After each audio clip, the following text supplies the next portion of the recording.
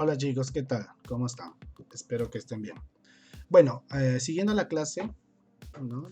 Con el curso de aplicación de bases farmacológicas, hoy vamos a ver el tema de histamina y antihistamínicos, ¿no?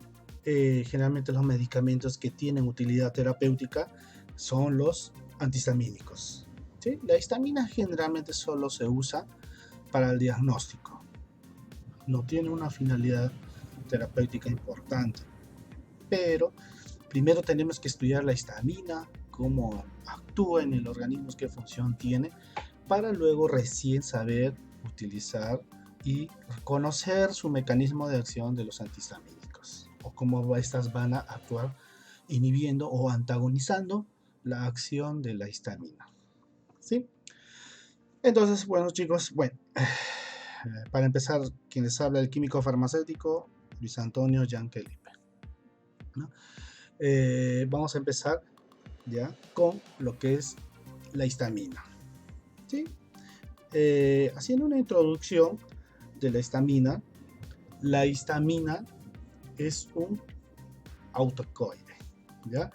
Autacoide que desempeña un papel muy importante en las funciones biológicas, ¿ya? Y también en el mecanismo de procesos fisiopatológicos, o sea, enfermedades. ¿Ya? Estamos hablando de la histamina. ¿Ya? Tenemos ahí el término de autacoides, que deriva del griego auto, que es mismo, y acos, que es medicina, ¿ya? En la cual fue propuesto en 1916 por Edward Schaffer, ¿ya? Para diferenciarlo de las hormonas. ¿Sí? Hay que tener en cuenta que bajo la denominación de autacoides estamos hablando de autofármacos, ¿ya? En la cual incluyen un conjunto de compuestos con estructura y actividad farmacológica, que tienen diversas funciones en todo el organismo, pero en forma natural, ¿ya? Cuando hay un proceso fisiopatológico o una hiperproducción de esta sustancia, es donde nosotros debemos recurrir a los antihistamínicos. Solo para aclarar esta parte. Ahora, entre los autacoides tenemos, ¿no? Histamina, que la vamos a estudiar ahora, angiotensina, que es muy importante a nivel renal, ¿ya? La presión, y prostaglandinas, que también es importante, están presentes en ciertos procesos inflamatorios, recuérdense los AINES, ¿no? Bueno, ese es otro tema que lo vamos a, si se da la oportunidad, lo vamos a ver, ¿ya? Ojo, se les dice autacoides para diferenciarlos, ¿ya? Con las hormonas, ¿sí? Hay que diferenciar porque las hormonas tiene otra función. Los autacoides se consideraría hormonas, pero en sí no son, ¿sí? No son hormonas, pero sí son sustancias que van a influenciar en ciertas funciones, ¿no? Tanto biológicas y mecanismos fisiopatológicos. Esta parte importante, química, para estudiarlo en forma, ¿no? De estructuras o moléculas, tenemos que conocer. La histamina nos dice que es una amina primaria, porque está compuesto por un nitrógeno, amina, basta que tenga nitrógenos, pero ahí te lo vamos a ver gráficamente, en la cual se le dice la 2,4 imidazolil etilamina, o también llamado beta-aminoetilmidazol. Esos son sus nombres químicos, ¿sí? Pero nosotros, en el nombre farmacológico, lo vamos a decir histamina, ¿ya? Ahí, por ejemplo, ¿sí? Dice que es una molécula que tiene un peso molecular igual a 111, formado por un anillo imidazólico, ojo, y un grupo amino unido por dos grupos metileno, ¿ya? O también se le puede decir metilamina, ¿ya? Para no estar diciendo amina unido a dos metilos, ¿no? O metilenos. Entonces, ¿dónde está ubicado el anillo imidazólico? Ahí. Ese es el anillo imidazólico. ¿Ya? Ese es el núcleo, podremos decirlo.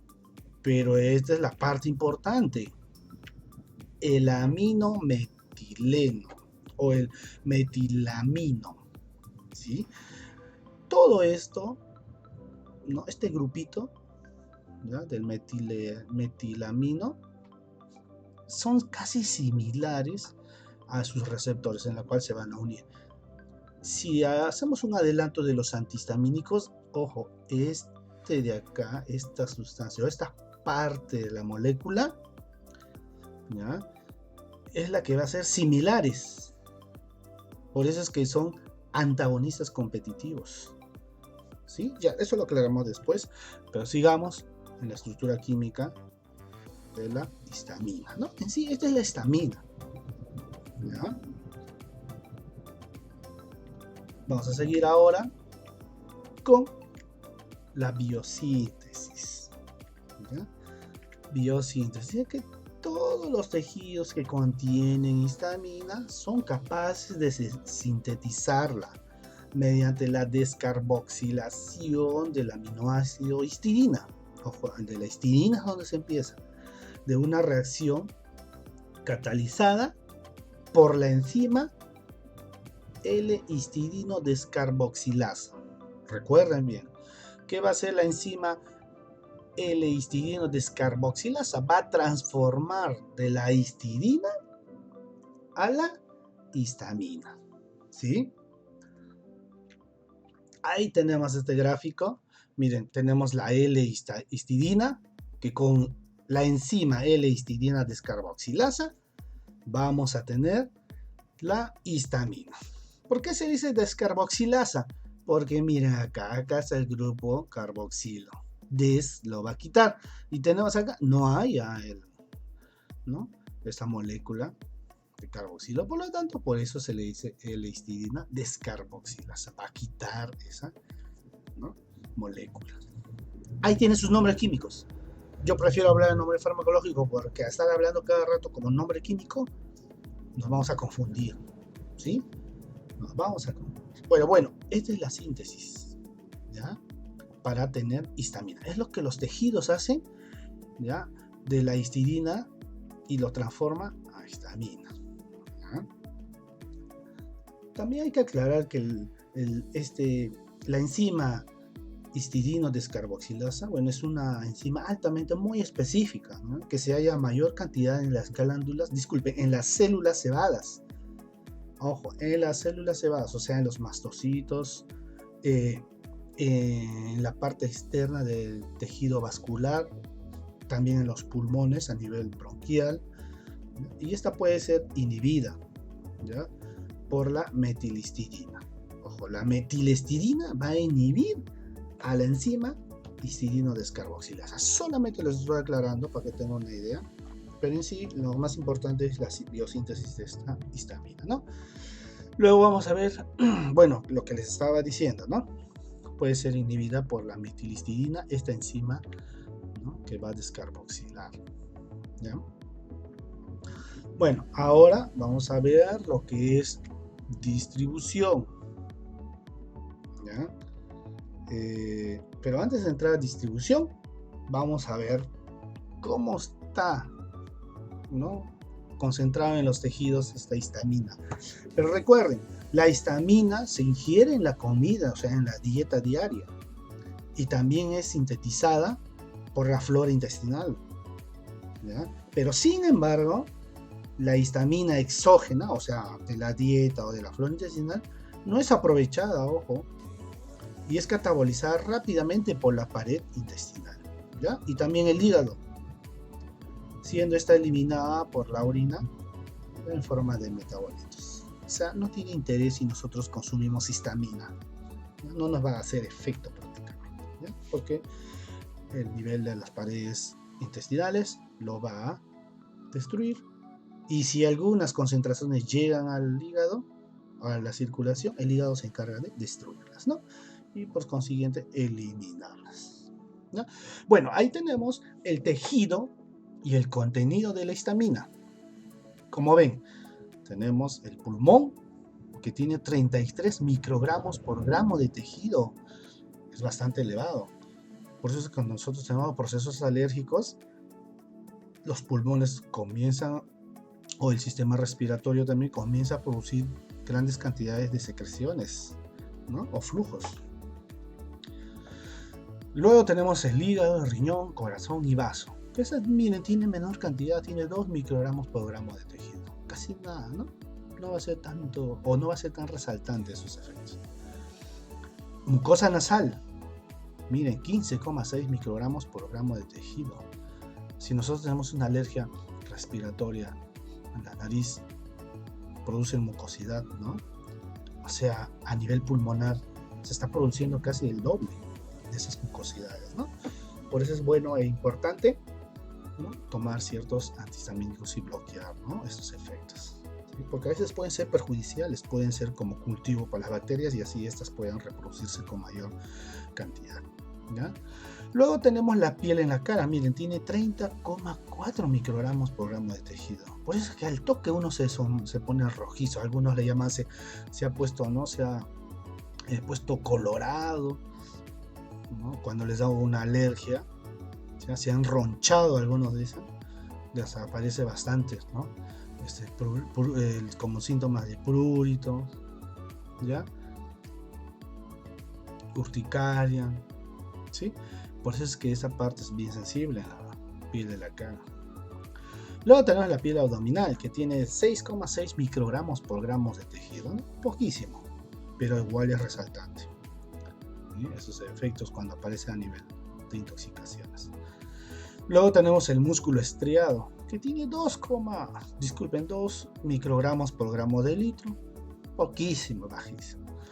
Acá es importante, las células cebadas, o conocidas como mastocitos, ¿sí?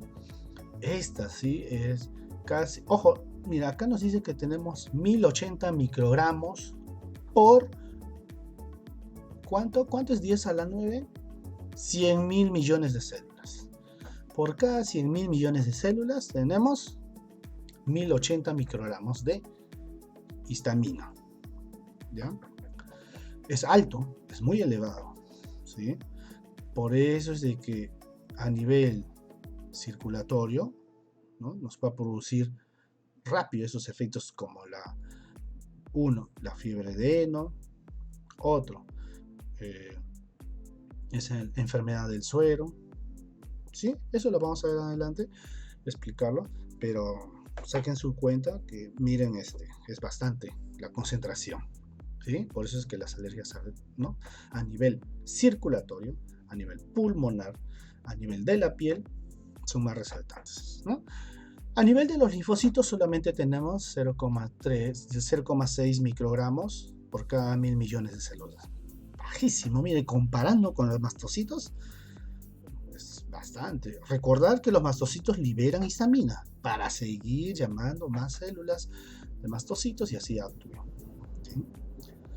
Y la sangre entera solamente tiene 16 a 89 microgramos, pero por litro, ¿sí? O sea, bajísimo, bajísimo. Pero ojo, si los mastocitos llegan ahí, se libera más cantidad. Y ahí se producen esos efectos, ¿no?, que con nosotros lo conocemos como síntomas. Bueno, esto es un cuadro general para ver el contenido de histamina por tejido. Ahora vamos a ver la distribución y liberación, ¿sí? Bueno, se hallan ampliamente distribuidos en el reino animal y en el reino vegetal, ¿ya? En el humano se encuentra en todos los tejidos, ¿ya?, pero en distintas proporciones, ¿ya? Hay que recordar que en la mayoría de los tejidos, el sitio principal donde se almacena la histamina es el mastocito, o sea, por eso es que hay bastante gran cantidad, ¿no?, mastocitos o glándulas cebadas, ¿no? Por eso es que estas son las primeras que actúan cuando hay un proceso alérgico o una reacción, ¿ya? Luego vamos a ver liberación. Dice que es liberada principalmente, ¿ya?, por los mastocitos y los basófilos, ¿ya? Sensibilizadas al ponerse en contacto con antígenos específicos, ¿sí? También hay que decir que la histamina es una sustancia, es una sustancia endógena, ¿sí? Porque nuestro cuerpo lo va a metabolizar y va a distribuirlo, en la cual va a participar como mediador, ¿no? En ciertos procesos de hipersensibilidad, o sea, procesos alérgicos. Y recuerden que está íntimamente relacionada con el sistema inmunológico, ¿ya? También, ¿no? Para aclarar, los órganos o el organismo en sí libera, ¿no? Entre 2 a 3 miligramos diarios de histamina para sus procesos fisiológicos normales, ¿ya? Hay que tener en cuenta eso. Ahora, vamos a ver los receptores histaminérgicos, o sea, la histamina va a actuar, ¿sí? En ciertos receptores para que haga su efecto, ¿sí? La histamina actúa sobre los tejidos, ¿no? En 3 tipos de receptores histaminérgicos, ¿ya? Que están presentes en las células diana, células blancas. Tenemos, para empezar, los receptores H1, que fueron descubiertos por Asch en 1966. ¿Ya? Y se localizan ¿en dónde? En las células endoteliales, sobre todo a nivel capilar, o sea, venas, arterias. Luego en el músculo liso, músculo que nosotros no controlamos. Por ejemplo, a nivel intestinal, cuando nos da cólicos, a nivel bronquial, cuando nos da vasoconstricción, a nivel uterino, cuando hay constricciones uterinas, etc. También están relacionados la histamina, no solamente el sistema serotonérgicos, o sino de los colinérgicos. La histamina está relacionada, ¿no? Mediante sus receptores. Luego tenemos los receptores H2, descubiertos por Black en 1977, ¿no? ¿Y estas dónde se localizan? Se localizan en la mucosa gástrica, o sea, en las células parietales, en las células del miocardio, pero poquitas concentraciones, y en algunas células del sistema inmunológico, ¿no? Como los mastocitos y los basófilos, que están en grandes cantidades, ¿ya? Y por último tenemos los receptores H3, descubiertos por Arran en 1983. Estas se localizan ¿en dónde? En el sistema nervioso central, en el aparato cardiovascular y en terminaciones nerviosas simpáticas. Se dice que no hay mucho interés, ¿no? Interés patológico, pero sí un poco de interés fisiológico. ¿Ya? Ahora, estas de ahí, cada una de esas tienen diferente mecanismo de acción. Por ejemplo, ¿no? Los receptores H1, su mecanismo de acción es por vía de transducción, o sea, produce un aumento de la hidrólisis del fosfoinositol, ¿ya? Y un aumento del calcio intracelular, ¿sí? Ahora, es a nivel intracelular por si acaso. En el H2, este mecanismo de acción produce la elevación del adenosín monofosfato cíclico intracelular. Esta parte, ¿por qué? Porque va a actuar en las células, por ejemplo, en las células parietales, y va a inhibir la producción. O sea, para producir el ácido gástrico, no solamente se necesita de histamina, sino se necesita de otras 2 sustancias, ¿no? Los anticolinérgicos, si no me equivoco, a nivel del sistema nervioso colinérgico y a nivel de las sustancias serotoninérgicas, ¿ya? Estas 3 receptores recién van a formar, ¿ya? Al ácido clorhídrico mediante las células, ¿no? Parietales, ¿no? Pero a nosotros inhibir en forma directa a la histamina, ¿no? Mediante la elevación del adenosín monofosfato intracelular, va a haber un error en la transcripción o el mensaje, y entonces las otras 2 sustancias también erróneamente no van a producir, ¿no? El ácido clorhídrico. Lo voy a explicar después cuando avancemos antihistamínicos H2, ¿ya? Solo para aclararlo. Espero que tengan una idea, ¿sí? Luego tenemos los receptores H3. Su mecanismo de acción, ¿no?, es diferente. Ocasiona una disminución de la liberación de histamina en las neuronas histaminérgicas mediadores por la disminución del flujo de calcio, ¿ya? Los receptores son acoplados a proteínas G, ¿no? Yo sé que ustedes han llevado tipos de receptores. Proteína G hay bastantes tipos también, pero bueno, solamente les pido que repasen y recuerden, ¿no?, los tipos de receptores, porque estamos hablando de estos, ¿sí? Es bueno recordar siempre, ¿ya? Bueno, estos son sus mecanismos de acción, ¿sí? Luego vamos a ver, ¿ya?, sus efectos farmacológicos, ¿no?, de la histamina. Ahí tenemos sus efectos.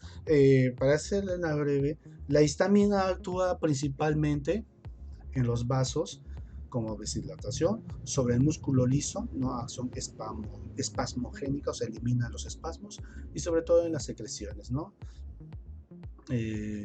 a cierto grado, ¿sí? Vamos a ver el primer efecto farmacológico en el aparato cardiovascular, ¿no? Dice que hay un aumento de la fuerza de contracción, ¿sí? Va a producir inotropismo positivo por el efecto H2. Chicos, estamos hablando de la histamina primero. Es bueno, tenemos que saber el efecto de la histamina para saber contrarrestar el efecto cuando consumamos o consuman los pacientes los antihistamínicos. O sea, la histamina va a producir un aumento de la fuerza de contracción, un efecto inotrópico positivo mediante el receptor H2. Otro, aumenta la velocidad de despolarización, o sea, un cronotropismo positivo por el efecto H2, hipaminérgicos 2, ¿sí? Luego va a producir una vasodilatación a nivel capilar y arterial, o sea, va a ensanchar los vasos, ¿no? Pero esto es por un efecto H1 y H2, ¿ya? Luego hay un aumento de la permeabilidad capilar por el efecto H1, ¿sí? Por eso se llenan edemas, ¿no? Por eso se absorbe agua en los tejidos.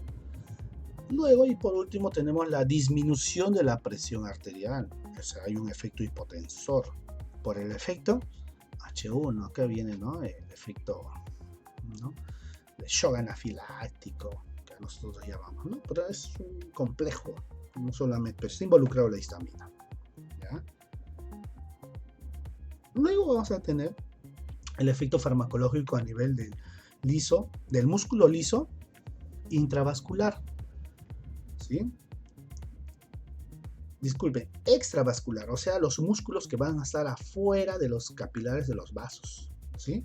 Tenemos, pero en este caso del músculo, a nivel de los bronquios, va a producir una broncoconstricción, o sea, va a cerrar los vasos. En ese caso, los bronquios, ¿no?, por el efecto H1.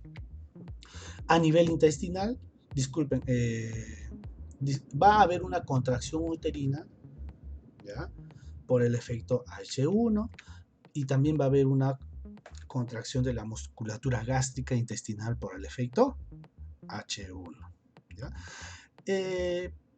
Solo para aclarar, por ejemplo, a veces hay mujeres que tienen contracciones uterinas y se consumen AINES porque están presentes las prostaglandinas y vamos a inhibir la prostaglandina, ¿no? Pero también podemos reforzarlas con un antihistamínico, porque nos está diciendo acá que la histamina produce contracciones, ¿no? Sería bueno que prueben y consuman a ver si les va a producir efecto. Bueno, si es que a nivel de esas sustancias citoquinas no se puede, ya tenemos que acudir a nivel del sistema nervioso, que hay otro medicamento, pero eso hablamos después, ¿sí? Pero todo está relacionado, como ven, chicos, la histamina. Por eso es que cuando nosotros tenemos dolor de estómago, cólicos, es porque los músculos no se están contrayendo por el efecto no solamente por el efecto colinérgico, sino por el efecto, ¿no?, de la histamina 2, ¿ya? Igual, ¿no?, a nivel bronquial y a nivel uterino. Es amplio el tema, me gustaría relacionar con todos los medicamentos que se utiliza a ese nivel, pero ojalá que haya oportunidad de hacer una clase con el Meet Google, similar al Zoom, y responder todas sus dudas. ¿Sí? Me gustaría. Yo estoy dispuesto, pero siempre previa coordinación, ¿ya? Para que podamos, ¿no? Tener, ¿no? el mismo tiempo de hacerlo, ¿no? Tanto ustedes como yo. Bueno, sigamos. Ahora, a nivel de las glándulas exocrinas, tenemos, ¿no? Secretagogo gástrico, ¿sí? O sea, la bilis, ¿no? Va a producirse a nivel gástrico también. Aumenta la secreción gástrica a nivel de ácido clorhídrico y pepsina, que son enzimas, ¿sí? Por el efecto H2. Pero eso es un efecto histamínico, por si acaso, ¿sí? Histamínico, ahí estamos hablando de la histamina, no antihistamínico. Todavía vamos a ver eso después. Entonces, tienen, ¿no? A través del efecto H2 va a producir, ¿no? Bastantes, ¿no? Secreciones gástricas en forma general. También, ojo, estimula la secreción salival, pancreático, ¿ya? Intestinal, bronquial, lacrimal, ¿ya? Pero con menor intensidad, porque la que va a producir mayor intensidad es el efecto colinérgico.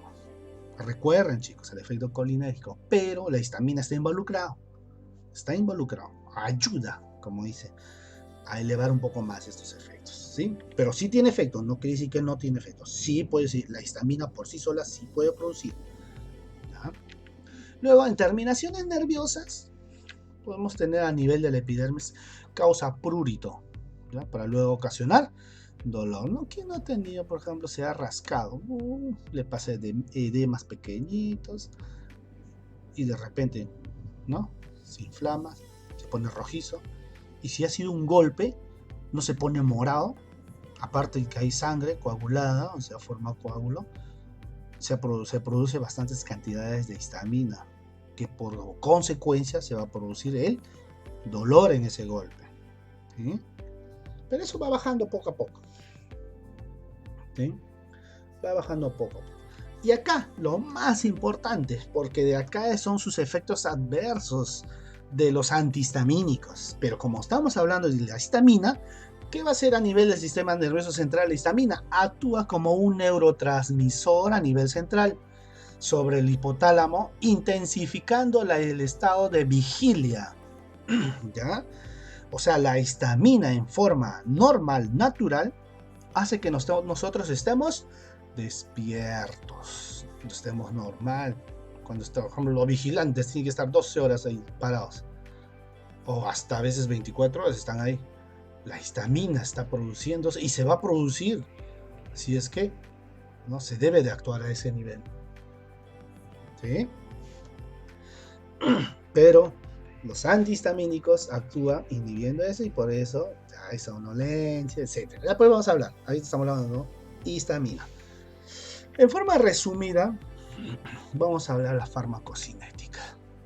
Dice que por vía oral la histamina, ¿ya? Resulta inactiva. La histamina, pues en su mayor parte es acetilada en la flora intestinal, mientras que la absorción absorbida es inactivada a través de la pared intestinal e hígado, ¿no? Recalcando otra vez, como les había dicho anteriormente, ¿no? Su metabolismo, ¿ya? Pero acá, por vía parenteral, la absorción es buena, actúa rápidamente, ¿no? En este caso por vía subcutánea o intramuscular, pero su acción es fugaz, o sea, rápido, pues difunde los tejidos y es metabolizado rápidamente, ¿ya? El metabolismo de esta histamina, ¿ya?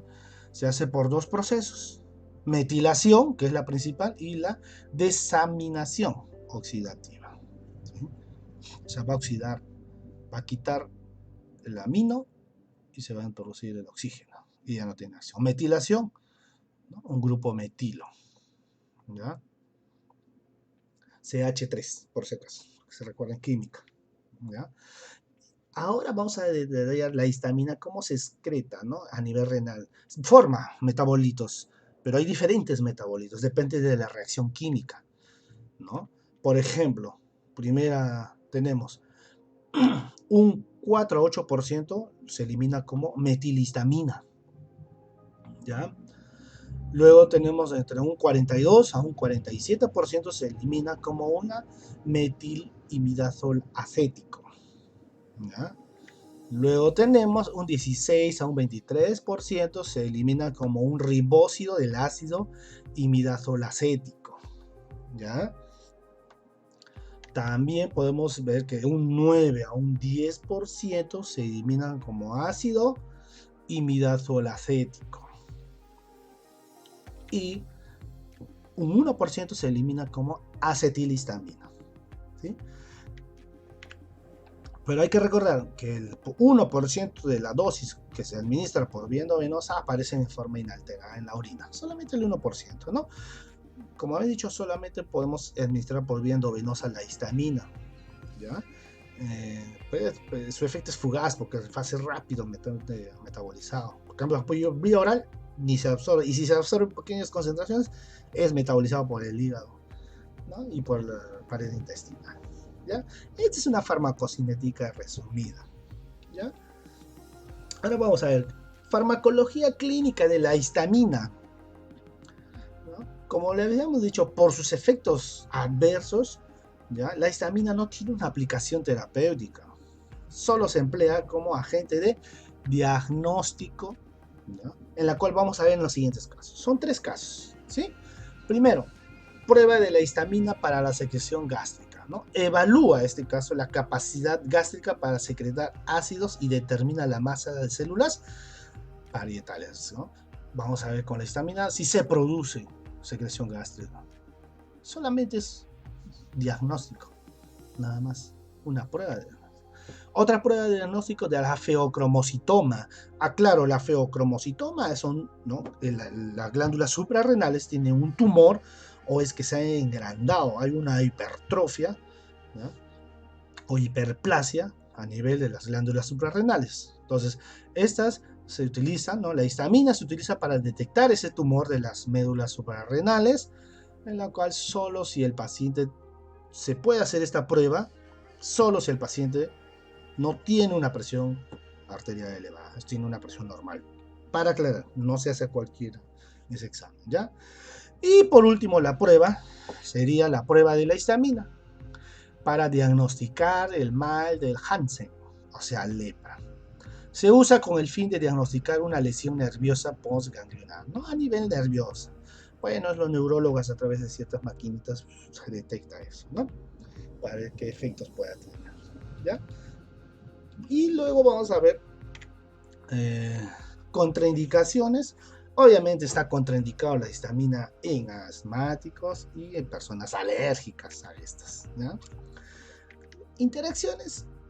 Hay que aclarar, la adrenalina contrarresta la acción de la histamina por mecanismo de antagonismos fisiológicos, ¿no? En este caso, si por ahí se consumieron o su cuerpo está produciendo grandes cantidades de histamina, se podría utilizar la adrenalina, ¿ya? Para tener ese efecto, ¿ya? Antagónico.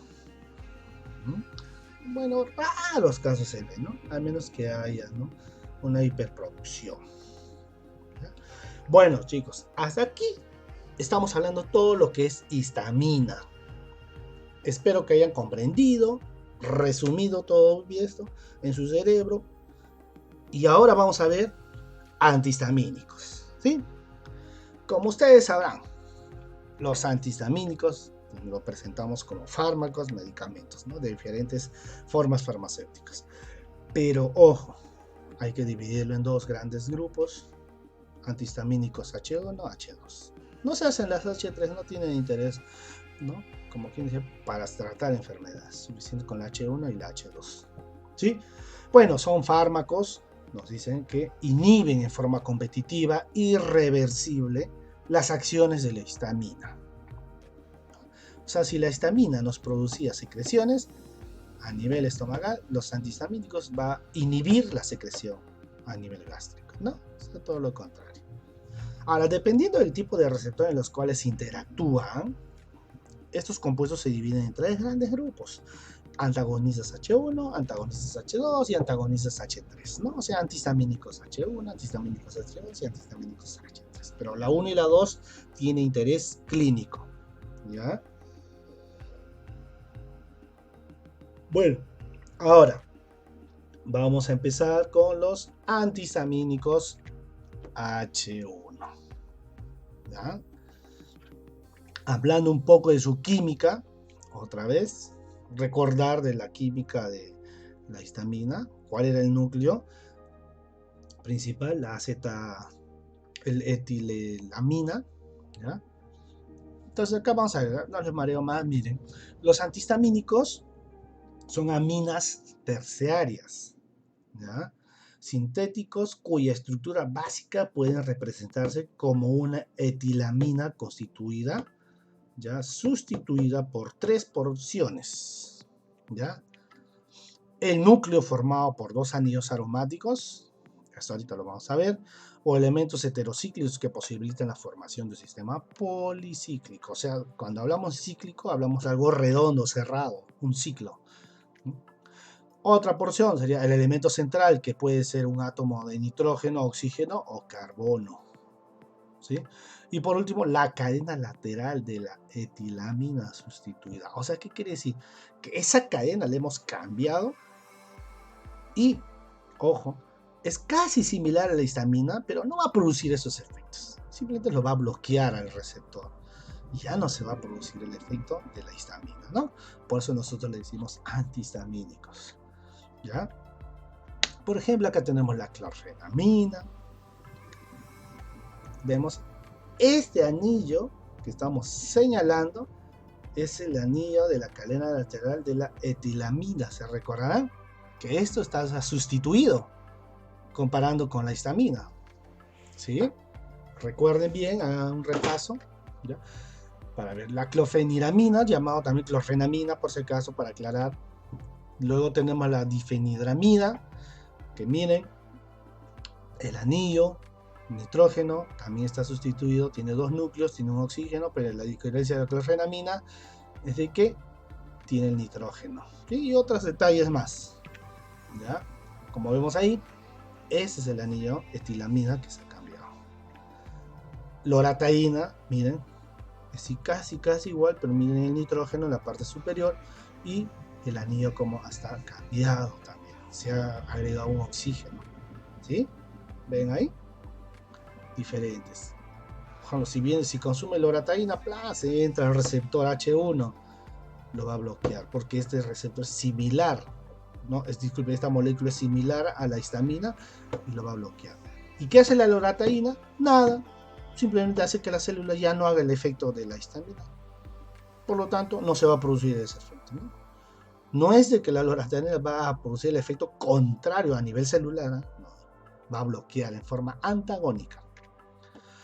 Y por último, el estemizol, o estemizole en español. Igual, pero esta molécula es más grande. ¿Sí?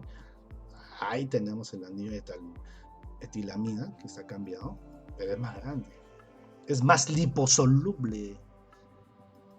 ¿No? Disculpe, menos liposoluble. ¿Ya? Por lo tanto, difícilmente va a atravesar la barrera hematoencefálica. ¿Sí? Vamos a ver la ventaja después de este medicamento. ¿Ya? Porque recordar que este medicamento de los antihistamínicos H1, su principal efecto es la sedación. Pero hay que clasificarlas también, ¿no? Entonces las vamos a clasificar en dos grandes grupos. Pero recuerden que los primeros antihistamínicos que se descubrieron tenían ciertas desventajas, ¿ya? Que ejercían muchos efectos sobre el sistema nervioso central. Uno, que te producía sedación, y otro que te producía ansiedad de comer, ¿sí? Del apetito. ¿Ya? Antihistamínicos H1 de primera generación, AH1G, o también llamados los clásicos. Estas bloquean los receptores H1 en la periferia y en el sistema nervioso central, y que producen sedación y otros efectos centrales. Luego tenemos antihistamínicos H1 de segunda generación. Cada generación mejora, ¿no? También llamados no sedantes, AH2G.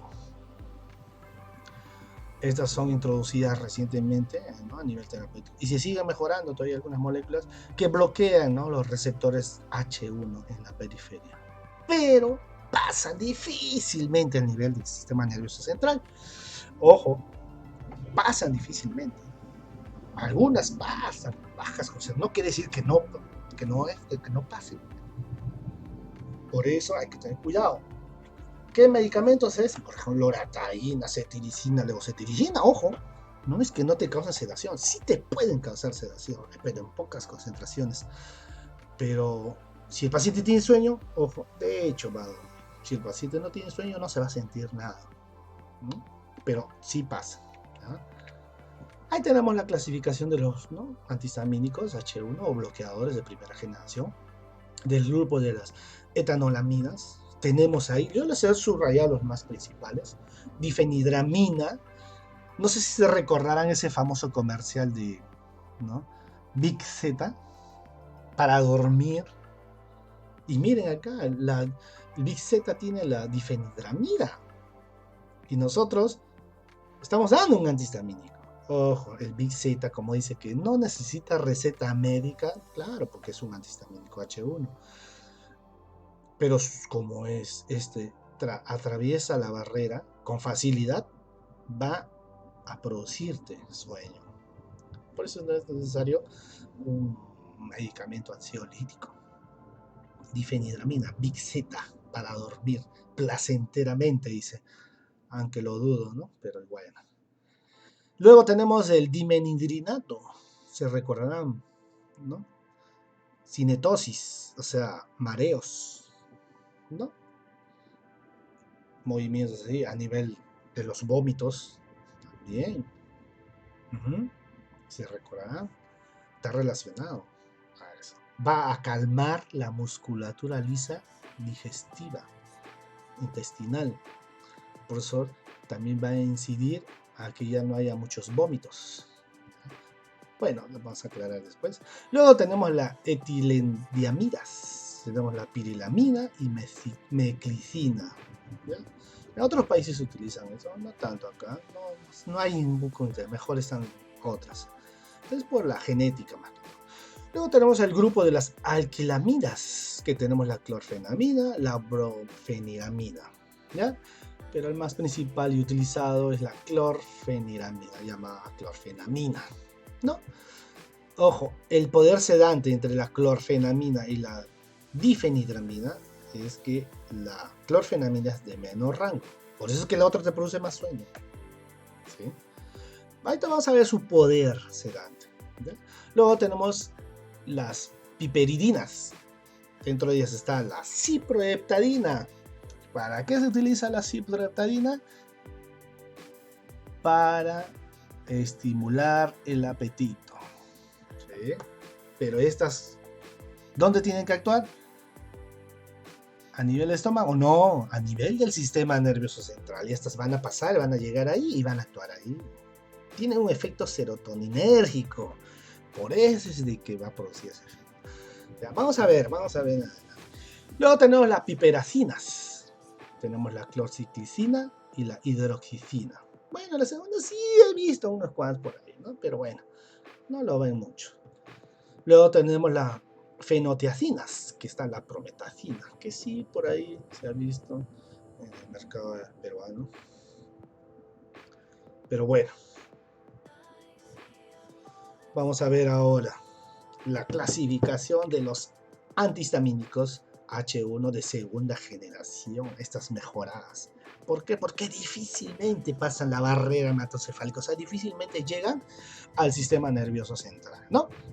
Dentro de ellas tenemos otras del grupo de las piperidinas, tenemos la terfenadina, tenemos el astemizol. ¿Por qué el astemizol? El astemizol no va a pasar, es el único antihistamínico, ¿ya?, que no pasa la barrera hematocefálica. Por eso, chicas y chicas, yo les recomiendo que cuando venga un chofer, un taxista, etcétera, un vigilante, señorita, no quiero antihistamínico porque me da sueño, deme otro antialérgico. No, llévese el astemizol.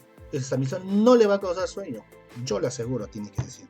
Y es verdad, no pasa por el sistema, no llega al sistema nervioso central, ¿sí? En cambio, si le das loratadina, levocetiricina, como que por ahí puede inducir, y peor si el paciente está desgastado, cansado, va a inducir sí o sí, ¿no? Así que tengan cuidado. Por eso yo recomiendo Astemisol. Creo que lo he visto con el mercado con el nombre de Alermisol. Ojalá que lo encuentren. Dudo que encuentren esos medicamentos, ¿no? Pero bueno, ojalá que tengan la oportunidad. Y recomiende bastante. Pero ojo, cuesta carito, eso sí. Pero se toma una vez al día. Ya después vamos a ver su, ¿no? Farmacocinética. Luego tenemos la loratadina. La loratadina, ya saben, es buen antihistamínico, tiene pocos efectos adversos, pero el detalle es de que, ¿no? Puede pasar siempre por la barrera hematoencefálica y llegar al sistema nervioso central, ¿no? Luego tenemos la fexofenadina, ¿no? También el grupo de las piperidinas, ¿no? Luego tenemos dentro del grupo, otro grupo, las piperacinas, que está la cetiricina, la más conocida. También debe estar la levocetiricina, ¿no? Luego tenemos el grupo de las fenotiacinas, que está la mequitacina. Luego el grupo de las propilaminas, donde están los activastinas, ¿ya? O las activastinas, ¿ya? Entonces este es el grupo de los antihistamínicos H1 de segunda generación, ¿ya? Ahora vamos a ver sus, ¿no? Comparando o no con sus efectos de cada uno, ¿ya? Pero primero vamos a ver sus mecanismos de acción. Disculpe, la farmacocinética, es casi me zampo, casi me voy para adelante, ¿ya? La farmacocinética vamos a ver de cada uno. Un poco tedioso. Pero primero, los de primera generación. Los de primera generación dicen que existen preparados tanto por vía oral, rectal, parenteral, ojo, parenteral y tópico, ¿ya? Que eso sí lo hablo, por ejemplo, clorfenamina, ¿no? El clorfenamina tenemos oral, parenteral, tópico, incluso hasta rectal, pero acá no se ve, ¿sí? En general dice que estas se absorben por el tejido gastrointestinal, sí, se absorben bien por vía oral, tienen un periodo de latencia entre 15 a 30 minutos, ¿ya? Tienen un, ¿cómo decir? Un tiempo, ¿no? De efecto. Pero hay que recordarse que su periodo, disculpe, su efecto máximo sería entre 1 a 2 horas, ¿ya? Y la duración del efecto es de 3 a 6 horas, ¿no? Aunque hay fármacos que tienen acción más larga, ¿sí? Estas se distribuyen en casi todos los tejidos. Recuerden, atraviesan la barrera hematoencefálica y alcanzan al sistema nervioso central, ¿ya? Ahora, la biotransformación no ha sido bien estudiada, pero se sabe que se destruye casi totalmente en el organismo, principalmente en el hígado, y que los metabolitos se excretan por la orina. Recordar que estos medicamentos de primera generación pasan en la leche materna y pueden ocasionar sedación en el lactante. Tengan cuidado, madres, ¿ya? Que están dando el lactar a sus hijos. Tengan cuidado. Va a producir depresión y depresión respiratoria si se eleva la dosis, ¿sí? Por favor, tengan cuidado. De preferencia no les dé, porque son pequeñísimas concentraciones que se pueden encontrar en la leche. Pero esas pequeñísimas concentraciones, como es un bebé, puede producir grandes efectos, ¿no? Tengan cuidado, porque es pequeñísimo, saquen eso, ¿no? Deduzcan eso, bien, ¿ya? Luego tenemos los antihistamínicos de segunda generación, ¿no? Estas solo se administran por vía oral, ya no como la anterior. La anterior se administraba por parenteral hasta rectal, ¿no? Pero acá no. Acá lo podemos encontrar solamente por vía oral. Se caracteriza especialmente porque estas no atraviesan la barrera hematoencefálica y porque se metabolizan a nivel hepático. Todo se metaboliza a nivel hepático, ¿ya? Pero también originan metabolitos. Esos metabolitos hay que decir y aclarar que tienen también un efecto antihistamínico, o sea, con el molécula original y con el metabolito pueden producir un efecto sinérgico incluso, ¿ya? Por ejemplo, la terfenadina se absorbe bien en el tejido gastrointestinal, un 70%, alcanzan niveles picos luego de 1 a 2 horas, ¿no? Circulan en las proteínas a un 97%, buen porcentaje, posee un tiempo de vida media de 20 horas, ojo, se metaboliza extensamente en el hígado, originando varios metabolitos. Entre ellos, recuerden esta palabra, fexofenadina. Ya el mercado ya ha quitado la terfenadina, ¿sí? Y solamente lo comercializan como fexofenadina. Porque ya está, ya. Se ha demostrado que la fexofenadina tiene un tiempo de vida mayor, 14 horas, ¿sí? Pero, como les digo, esta de acá es similar, ¿no? Con el efecto, pero potencian su nivel antihistamínico, ¿ya? Se elimina principalmente por vía fecal, 60% al 2% en forma inalterada, y a nivel renal un 40% pero en forma de metabolitos, ¿ya? Luego tenemos el astemisol. El astemisol es una molécula, como digo, no pasa por la barrera, ¿no? Se absorbe bien en el TGI, alcanzando niveles picos de 1 a 2 horas. Circula ligado a proteínas, 97% también. Se metaboliza extensamente en el hígado, ¿ya? Y se transforma a desmetilacemisol, que es un metabolito que posee la misma actividad farmacológica del compuesto original, del astemisol, pero su vida es de 9,5 días. ¿Ya? 9,5 días. ¿Ya? Teniendo en cuenta que el astemisol, ¿no?, tiene un tiempo de vida media de 20 horas, se observa, ¿no?, su acción sinérgica entre el compuesto original y su metabolito. Se elimina por vía fecal un 60% y por vía renal un 6%. ¿Sí? Hay que tener en cuenta acá el astemisol que la eliminación urinaria en niños es a mayor velocidad, o sea, dura menos días, pero dura más en pacientes que están o sufren, ¿no?, de enfermedades hepáticas. ¿Okay? Luego tenemos la loratadina. La loratadina también se absorbe bien por el tejido gastrointestinal. Ojo, acá hay que aclarar, los alimentos reducen su absorción, reducen su velocidad de absorción, se van a absorber más lentos, pero aumentan su tasa, o sea, más concentración, ¿ya? Circulan ligadas a las proteínas en un 97%. Su tiempo de vida oscila entre 3 a 20 horas debido a que se experimentan unas sustancias de efecto de primer paso en el hígado, originando el primer principio activo, metabolito activo de potencia antihistamínica similar, ¿no? Y podemos decir que ahí está la levocetiricina, ¿ya?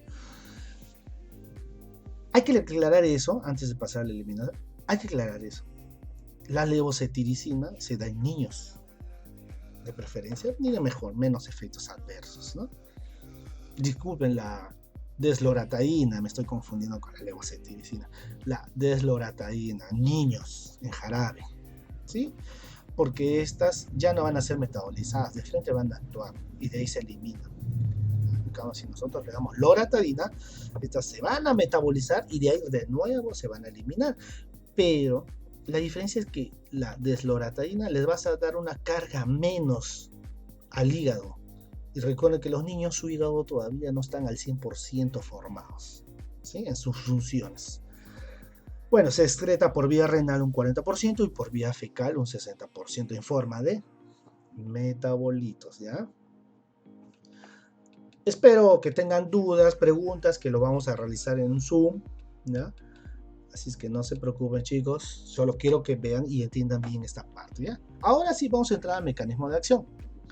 El mecanismo de acción, tenemos que los antagonistas H1 son antagonistas competitivos que inhiben en forma selectiva y reversible, ¿ya?, los efectos H1 de la histamina. Ojo, efectos reversibles, o sea, los receptores de la histamina pueden regresar a lo normal. Simplemente se acaba el efecto o se elimina los antihistamínicos y ¿sí? Ahora, además, los antihistamínicos poseen su efecto sobre otros tipos de receptores, ojo, a nivel adrenérgico, colinérgicos y serotoninérgico, como les había dicho. Y ahí es donde se producen sus efectos adversos también, ¿no? Para aclarar, ¿ya? Hay que recordar, chicos o chicas, de que los antihistamínicos bloquean la acción de la histamina, pero no revierten la respuesta de la histamina una vez que éstas ya han presentado, ¿sí? Es como decir, si por ahí la histamina está produciendo alergia, por ejemplo, secreción nasal, nosotros al consumir un antihistamínico no es que vamos a bloquear y cortar rápido eso, sino que hay que esperar a que la histamina que ha producido esa secreción nasal termine su ciclo de vida, termine su efecto, para que recién entren los antihistamínicos y aprovechen, ¿no?, esa situación para que ya después ya no se produzca ese efecto. Por eso es que cuando se toman antialérgicos no va a producir el efecto rápido. Así sea por vía endovenosa, hay que esperar, porque va a haber una competencia. ¿Quién gana? ¿Primero él o primero el otro? Entonces hay que ver. Pero, ojo, no es que va a contrarrestar los efectos que ya están producidos, sino los que se van a producir recién, ahí sí, ¿ya? Por eso que estos fármacos también no producen modificación, ni liberación, ni alteran un metabolismo de la histamina. Ojo, los antihistamínicos no tienen nada que ver, solamente tienen un efecto antagónico. Ocupar ese receptor de la histamina para que la histamina no haga efecto. Simple, ¿ya? Ahí tenemos los cuadros. El efecto antihistamínico, que nos interesa, el efecto sedante y el efecto anticolinérgico. Pero para aclarar qué significa esos simbolitos pequeños, acá tenemos el pequeño cuadro. El signo más depende de la dosis. El 0, que tiene un efecto 0, más un efecto leve, 2 más, 2 símbolos de más, de efecto moderado, y un efecto de 3, efecto intenso. Entonces, como vemos, efecto antihistamínico, toditas tienen un efecto intenso, pero efecto sedante. Ojo, efecto sedante. La clorfenamina tiene leve, puede ser moderado, pero dependiendo de la dosis, ¿no? De la difedrinamida, miren la difedrinamida, Pixeta, recuérdense, Pixeta. El efecto es intenso a nivel sedante. No necesita, depende de la dosis, te hace dormir. El efecto de la prometacina también tiene una gran potencia. Así como tiene un efecto antihistamínico, también va a tener un efecto sedante. La clemastina también tiene un efecto moderado. La tripolidina tiene un efecto, bueno, leve, moderado, ¿no? Y estos son los de la primera generación. Ahora vamos a los de segunda generación. ¿Qué nos dice la terfenadina? O también, ¿no?, como metabolito tenemos la fexofenadina. Efecto sedante, 0. Es bueno, pero no se vende mucho acá. No he visto que no se vende mucho, no hay mucho.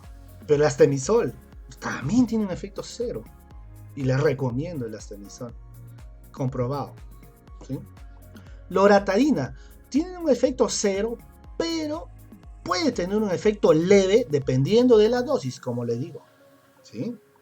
La cetericina igual, tiene un efecto 0, pero puede dar un efecto leve dependiendo de la dosis, ¿ya? Ahora vayamos a la otra columna, efecto anticolinérgico, ¿sí? O sea, disminución de ciertas secreciones, etc. ¿Ya? Bueno, ya ustedes han estudiado el efecto colinérgico, anticolinérgico, es importante. Ciertos dolores, por ejemplo. Acá sí es importante, ¿sí? Como les dije, ¿no?, ciertos dolores digestivas o cólicos, ciertos dolores uterinas, ¿ya? O también tienen efectos, como les digo, a nivel bronquial, ¿ya? También un efecto bronquial. Por ejemplo, la clorfenamina tiene un efecto leve a moderado, pero dependiendo de la dosis para que sea moderado. La difenhidramina tiene un efecto moderado. La prometacina también. Acá hay algo curioso. Ustedes antes de dormir, tómense una difenhidramina, una Big Z, en caso de las mujeres que tienen cólicos. Aparte de consumirse un diclofenac o un naproxeno o ibuprofeno, ayúdenlo a ver con un difenhidramina, con un Big Z, como le llaman, y vamos a ver si disminuye sus, ¿no?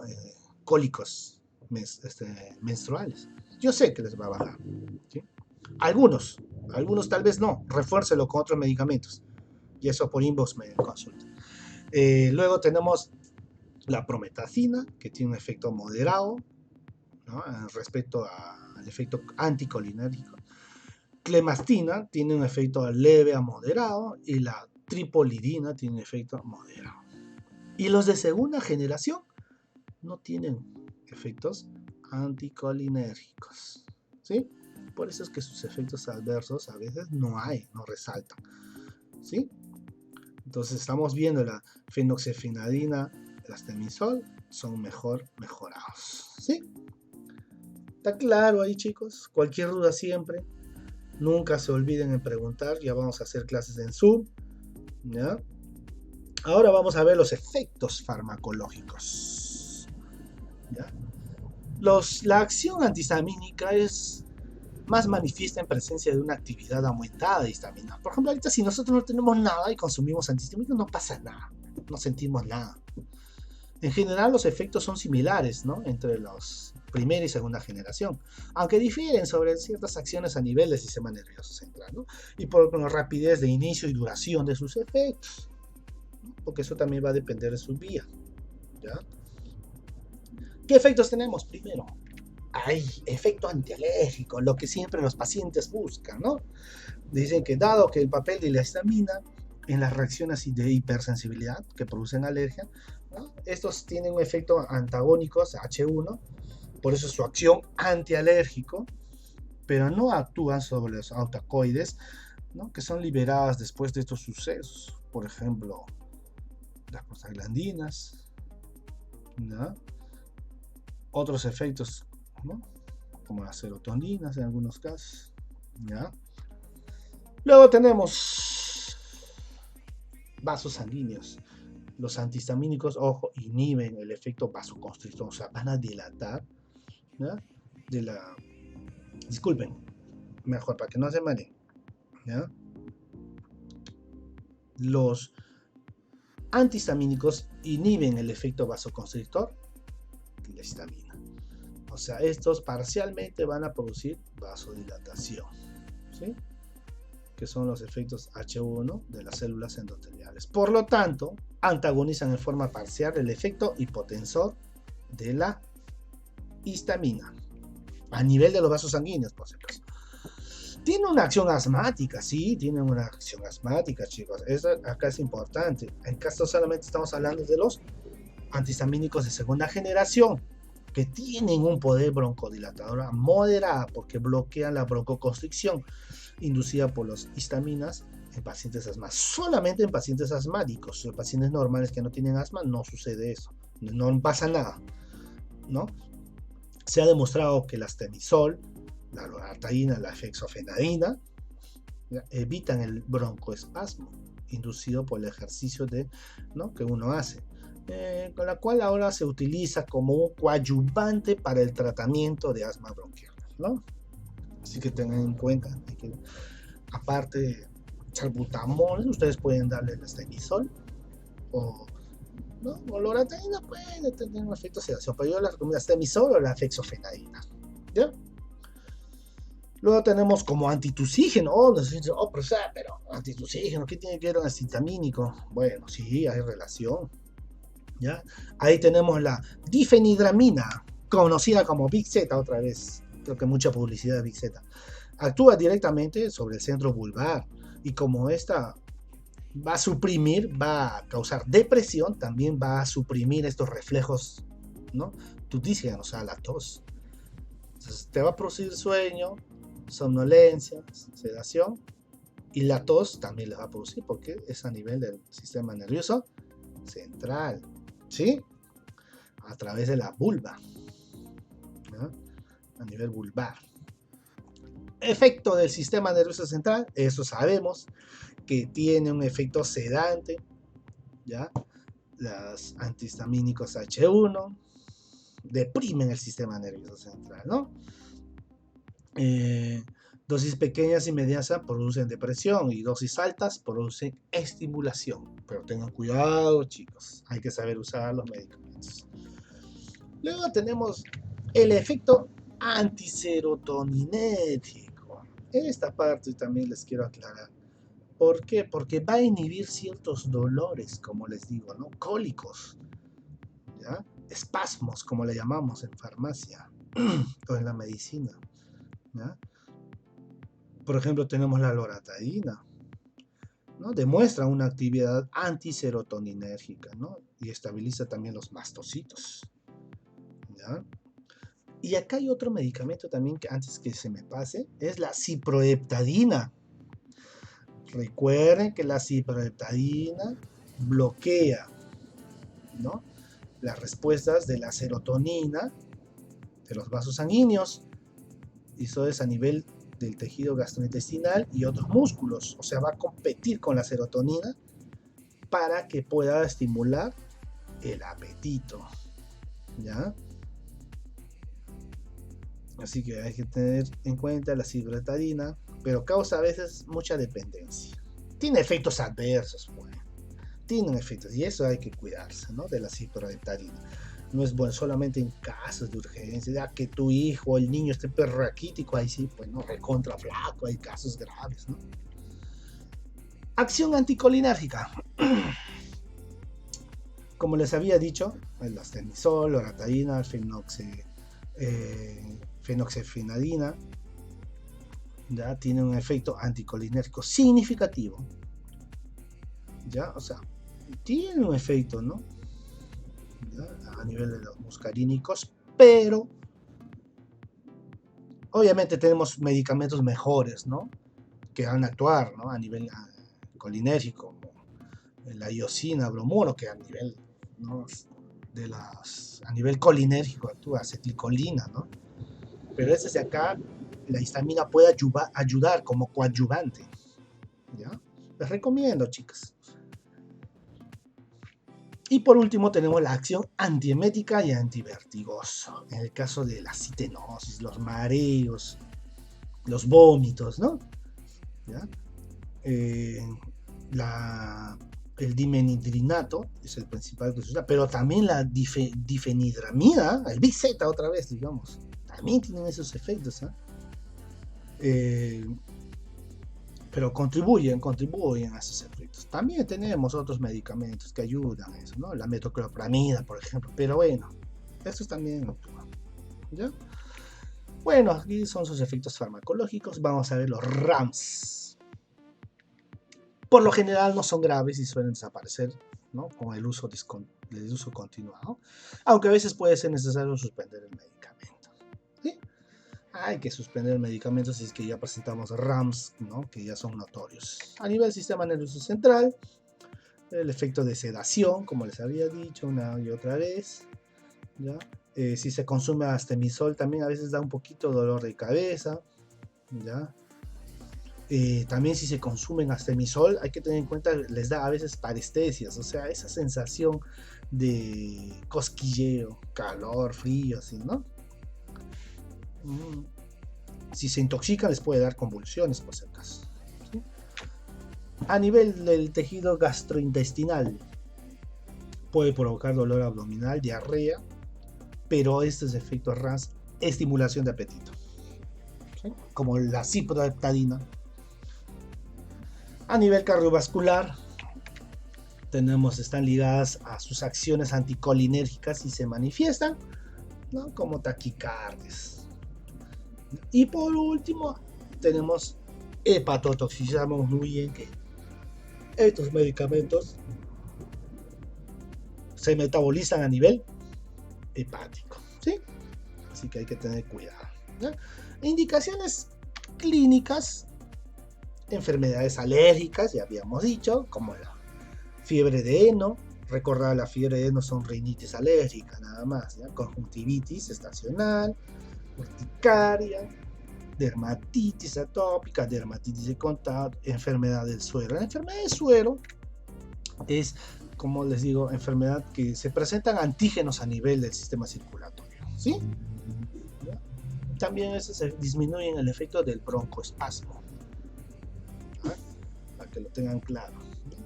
Ayuda para el tratamiento de asma como coadyuvante. Indicado también como cinetosis, aunque la escopolamina es el fármaco más efectivo.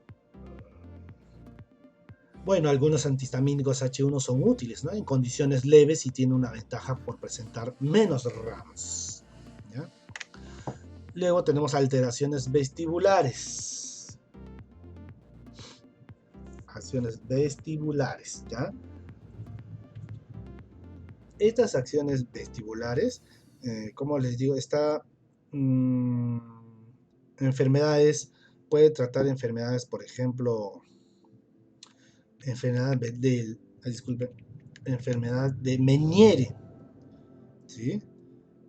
Esta enfermedad, como les digo, se usa el diminuidinato y la meticlina, ¿no? El trastorno de Meniere, te podría decir que son trastornos que tienes en el oído, sonidos, vértigo, mareos. No sé si algunos habrán tenido, están parados y de la nada sale un chillito y les comienza a dar vuelta en la cabeza. ¿Nunca les ha pasado eso? Bueno, yo sé que para algunos pacientes sí les ha dado y van a ir a ustedes a ir a, como les digo, a que les traten algo, ¿no? Y ustedes simplemente les dan el dimetrinidato, ¿no? ¿Ya? Bueno, hasta aquí ya hemos terminado estos efectos, todo. Ahora vamos a ver independientemente cada uno de estos medicamentos, ¿sí? Primero, ahí tenemos clorfenamina, ¿no? La clorfenamina, ¿ya? Tiene el tratamiento, ¿no? Sintomático de la urticaria, estados pruriginosos, ¿no? Ciertas alergias, como las rinitis alérgicas, y también en shock anafilácticos. ¿Por qué? Porque tiene para administrar por vía endovenosa o parenteral, ¿no? Sus presentaciones: tableta de 4 miligramos, jarabe de 2 miligramos por 5 mililitros y ampollas de 10 miligramos, ¿ya? Recuerden su dosis en adultos y en niños, ahí lo tienen. En adultos es 4 miligramos cada 8 o 6 horas en tableta. ¿Sí? También se puede administrar 10 miligramos cada 8 a 12 horas, pero en este caso sería en ampolla, ¿no? Niños 2 miligramos cada 6 a 8 horas, pero hay que ver después regular mayores de 3 años, ¿no? Pero menores de 3 hay que regular de acuerdo a su peso. Luego tenemos el dimenitrinato, ¿sí? Bueno, el dimenitrinato para los vómitos, vértigo, en enfermedad de Meniere, ¿no? Tabletas de 50 miligramos y en ampollas de 50 y también en jarabes de 50, ¿no? Su dosis: 50 miligramos de cada 6 a 8 horas. En niños se le da por kilogramo de peso, 5 miligramos por kilogramo de peso por día, ¿ya? Luego tenemos la prometacina. Bueno, la prometacina no hay mucho en el mercado peruano, pero es bueno nombrarla, porque capaz algún día ya hay. Ya también es como antialérgico, indicado para el insomnio, para sueño. Estas vienen en jarabe de 5 miligramos. Su dosis es de 100 miligramos cada 8 horas en adultos y 5 miligramos cada 8 horas en niños, ¿ya? Pero hay que recordar que a veces se usa más que todo también a nivel veterinario, ¿ya? Luego tenemos la terfenadina, ¿ya? La terfenadina es igual, ¿no? Procesos alérgicos, pero ojo, lo vamos a encontrar también como medicamento de la fenadina, ¿no?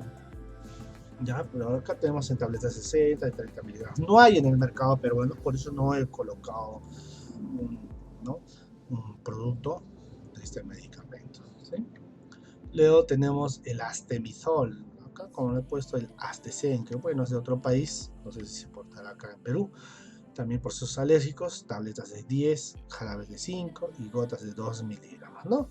La dosis es una vez al día en caso de adultos 10 miligramos. En caso de niños es 2 miligramos por kilogramo de peso, pero por día. ¿Sí? Luego tenemos la cetiricina, que es llevado, usado, pero la cetiricina tiene casi muchos efectos adversos. No la recomiendo mucho, pero bueno, solo porque está unido con el pseudoefedrina podría ser, ¿no? Ahí tenemos tabletas de 10, jarabe de 5 y gotas de 1 miligramo. ¿Ya? Dosis 10 miligramos cada 12 horas y en niños 5 miligramos cada 12 horas. Luego tenemos la loratadina. Esta sí la recomiendo más. ¿Ya? Sí la recomiendo más. ¿Ya? Procesos alérgicos, tabletas de 5 a 10 miligramos. Tabletas, disculpen, 10 miligramos, jarabe de 5 miligramos, dosis es una vez al día, 10 miligramos, y en niños de 5 miligramos, también una vez al día, ¿ya? Siempre cuando sean mayores de 3 años. Menores de 3 años hay que sacar de acuerdo a su peso. Y por último tenemos la fexofenadina, ¿no? Fexofenadina, ¿no? Es para las rinitis alérgicas, urticaria, ciertas alergias de la piel y, ¿no?, respiratoria. Tabletas de 60, 120 y 180 miligramos. Su dosis, ¿no?, promedio es de 180 miligramos una vez al día. Puedo darle 120 si no es tan grave, pero 60 también, si es que es, o capaz darle cada 12 horas de 60 miligramos, ¿no? Ya depende. Bueno, chicos, hasta acá es antihistamínicos H1. Ahora vamos a entrar a antihistamínicos H2. Sé que el video está durando mucho, pero espero que, ¿no?, valga la pena.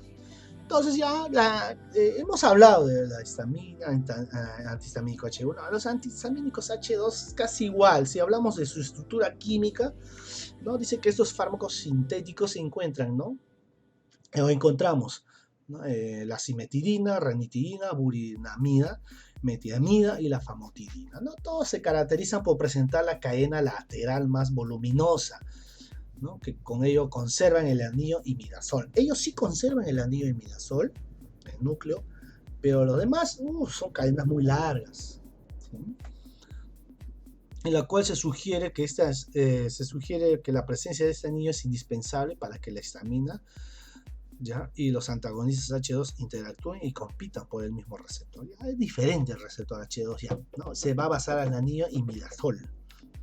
Por eso son específicos H2. ¿no? En cambio, el H1 era el anillo etilamina, ¿no?, diferente, la cadena lateral, ¿no? En ese caso no. Por ejemplo, ahí tenemos, ¿no?, todos tienen una estructura química similar, ¿ya?, pero única, ¿no?, a excepción de la anisatidina, ¿no? Por ejemplo, acá vemos el anillo imidazólico. Ahí lo vamos a ver. Ahí tienen el anillo imidazol. Muy diferente, porque acá este sería la cadena etilamina, que ahí sí actúan los H1, pero acá nos está haciendo H2 ya, ¿no? El anillo imidazol es el responsable de unirse a los antihistamínicos H2. ¿Bien? Mecanismo de acción, como les había dicho, espero que entiendan esta partecita que después les voy a decir en gráfico. Actúan, ¿no?, como antagonistas competitivos en forma selectiva e irreversible a los receptores H2, ¿no?, sobre la membrana vasolateral de las células parietales gástricas, o sea, las paredes gástricas del estómago, inhibiendo los efectos del ácido, ¿no?, estimulantes de la histamina. O sea, el bloqueo del H2 disminuye o anula la producción, ¿ya?, de la adenosín monofosfato cíclico citosólico y consecuentemente provoca una falla de transducción por este segundo mensajero, ¿ya? Los antagonistas H2 también inhiben parcialmente la secreción ácida estimulada por la gastrina, acetilcolina y el agonista muscarínico, ¿ya? Estas propiedades parecen estar dirigidas a reducir o eliminar las interacciones potenciadoras que normalmente aumentan, ¿no?, la secreción ácida cuando las células parietales es estimulada con histamina, gastrina y acetilcolina, ¿ya? Acá les muestro en forma gráfica, como ven acá. Miren, la acetilcolina, tenemos acá, la histamina, descarten ese círculo negro, la histamina y la gastrina Los tres van a cumplir una función para producir, ¿no? Mediante la adenosintrifosfatasa, ¿ya? Para producir el intercambio de que el potasio ingrese y el número de hidrógeno salga junto con el cloro para que se produzca el ácido clorhídrico, ¿no? Esa es una función normal. Pero ¿qué va a pasar? El antihistamínico va a bloquear la histamina y ya no se va a producir, ¿no? Va a producir el segundo mensajero erróneamente. Por lo tanto, ya no se va a producir cantidades de ácido clorhídrico. Capaz por ahí se producirán, pues, ¿no? Unas cuantas células, pero tener en cuenta que hay que, ¿no?, entender esta parte para saber cómo es que bloquea, ¿sí? Está sencillo y fácil con este gráfico, ¿ya? Luego tenemos efectos farmacológicos. Los efectos farmacológicos bloqueadores de la H2, en la cual reducen el volumen del jugo gástrico. También inhiben la secreción del ácido gástrico estimulada por la histamina, gastrina, también la estimulación vagal a nivel parasimpático. También los alimentos cafeína que estimulan, ¿no?, la distensión gástrica también estimulan la producción o la secreción del ácido gástrico. Estas también van a actuar ahí, ¿sí? No se modifican las secreciones gástricas, disculpen, las secreciones pancreáticas, tampoco biliares. Ojo, pero pueden potenciar la acción de constricción en la colicistocinina, disculpen, sobre la vesícula biliar. Me he trabado.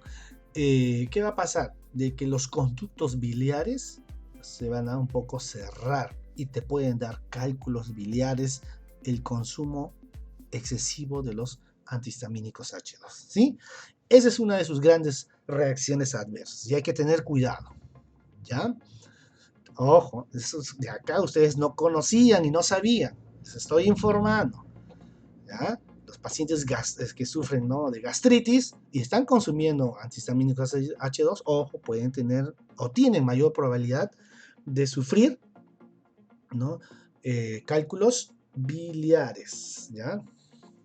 Bueno, luego vamos a ver ahora, ¿no?, el grado o la potencia que tiene, ¿no? Por ejemplo, la cimetidina tiene una potencia relativa a 1, ranitidina de 3 a 11, roxatidina de 6 a 12, ¿no? Pero la famotidina tiene más potencia, ¿sí? Va a inhibir casi en su totalidad, casi, no todo, pero casi, ¿ya? Luego vamos a ver efecto farmacológico. No es efecto farmacológico, chicos, es utilidad terapéutica. A nivel duodenal, los antagonistas H2 alivian los síntomas de la úlcera péptica, curando las úlceras, reduciendo la frecuencia de recurrencia, ¿no?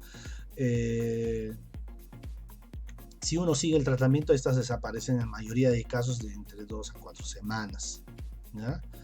Los síntomas suelen desaparecer antes de que la úlcera haya curado completamente también. Y bueno, a nivel de la úlcera gástrica, ¿no?, generalmente, ¿no?, se cura lentamente también, pero el tratamiento tiene que ser entre de 10 a 12 semanas, ¿sí? Esofagitis péptica, o también decía por reflujo.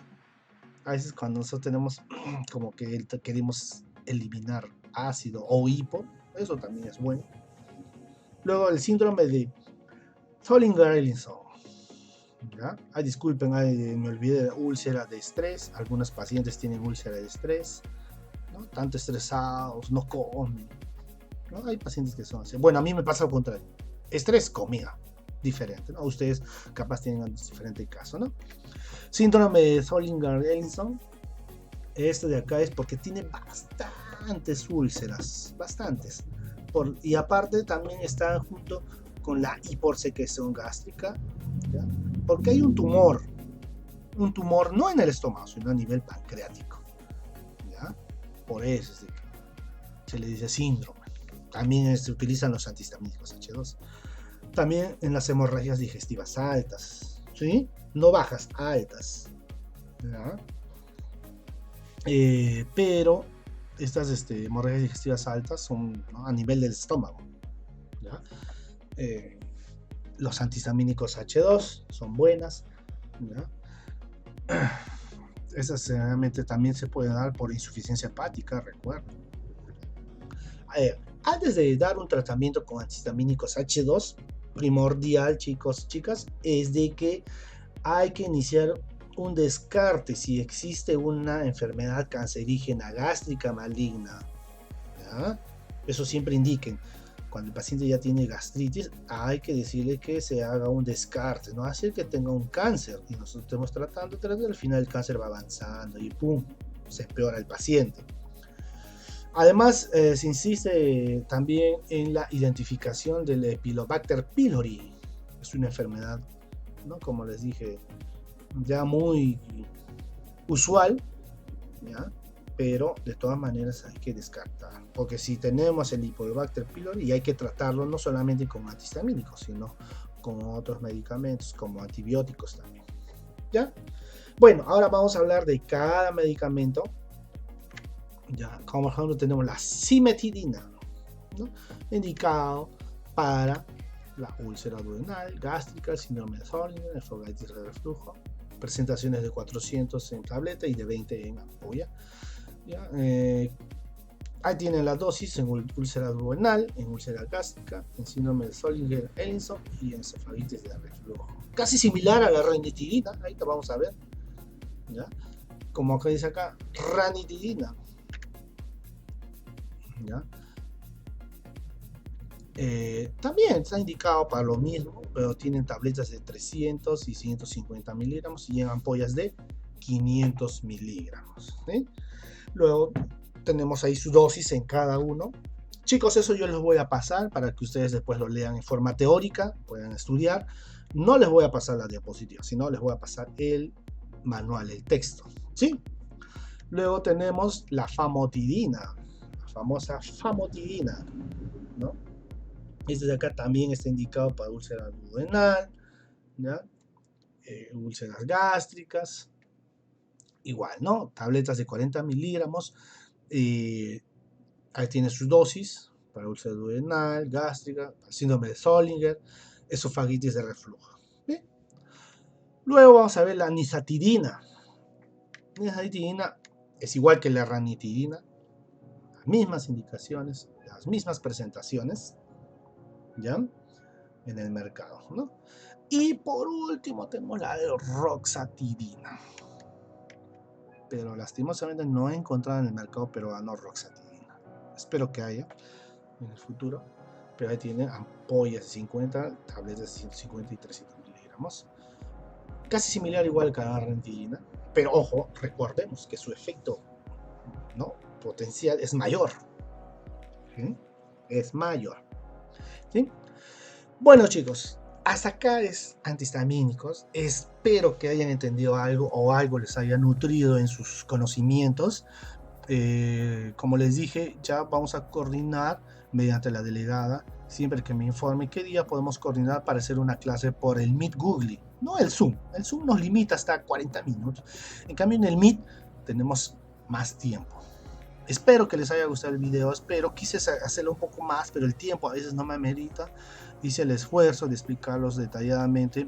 Claro, no al 100%, porque yo sé que puedo mejorarlo más, pero el tiempo también es un factor en el cual nos limita.